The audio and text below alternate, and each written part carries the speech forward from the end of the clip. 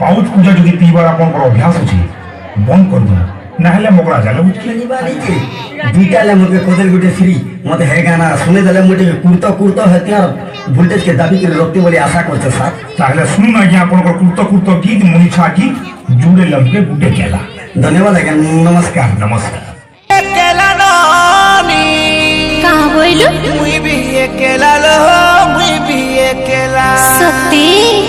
हाय रे बेपार छे खाली खाली जी का हला देबू के बदला लो देबू के बदला एले मोबाइल हाय हाय हाय हाय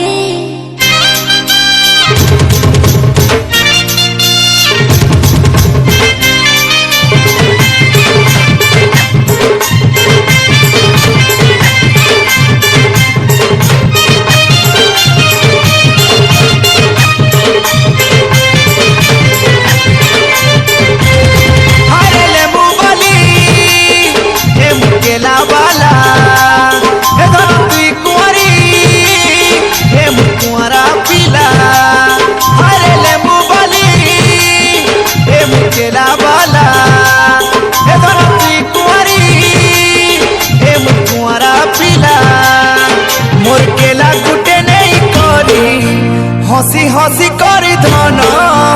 लेम्बू जुड़े के देबू बदला लेम्बू जुड़े के देबू बदला।